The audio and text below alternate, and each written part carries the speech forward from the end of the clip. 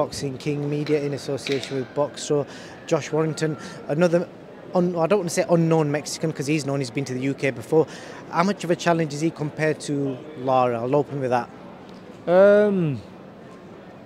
He's put himself in manager position, so he's going to be a decent calibre of fighter.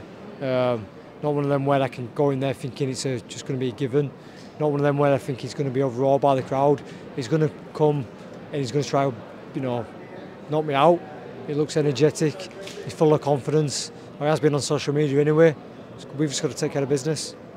Obviously, I've never had a broken jaw, but obviously it's a horrific injury from the picture that you shared a few months back. How much is that kind of playing on your mind? Do you reckon that will make you a bit more conscious about taking a shot? No, that's clearly gone out of my mind now. It just is. It's not the only injury that I've sustained throughout my career. And any time I have sustained an injury, I've never gone into another fight thinking about it. I know when I go into the ring, whatever happens in terms of taking punishment or getting physical injury. It's all about getting the win for me. So, it's far out of my mind as the jaw. Do you feel like you kind of silenced a lot of doubters in the manner that you beat Kiko Martinez, and then considering what he went on to do to Jordan Gill? Does that kind of show the level that you're still at? Because people were kind of saying maybe Josh's time's done. Yeah, I know. People can say whatever they want. I wasn't meant to win a British title. I wasn't meant to win an European title. I was lucky to beat Selby. Then I'm going to get head boxed off against Carl Frampton. I've heard it all throughout my career, so I'll never really get the praise of everyone. But what really matters is those who follow me and support me, and my team around me, and that's all really matters to me.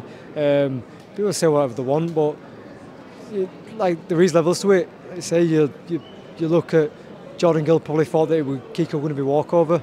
There's levels to the game. There's a reason why we're able to do with what I did against Kiko Martinez and why Gill got blasted out in 4 rounds. That you're saying that opinion of people didn't expect you to beat Frampton. The hardcore fans who know boxing said you'd do it, and I'll be honest, I picked you to beat Carl Frampton as well, which not many people did. You was the underdog as well. Yeah, well, the underdog, and it's easy to say that now, but I remember at the time in the build-up, not many were picking me. They were saying, well, Selby's a level, but Frampton's another level, so, hindsight's a beautiful thing, isn't it? And just last question, Josh, the ultimate dreams fights are potentially Lee Wood or even Mick Conlan. If you had to pick one of them two, say whether it's Conlan in New York or Lee Wood at a football stadium, which one appeals to you the most? The Santa Cruz in Vegas. They're on top of my list. They're on top of my list. I like Mick. Lee Wood's obviously a domestic challenger, but they're on top of my list. Top of the list are another world champion. Your Navarretes, your Ray Vargases, Leo Santa Cruz. Then potentially Lee Wood. That's how I see it. I've been wanting a unification fight ever since I picked up the world title, so I don't know, get through this one. Well, what more have I got to do?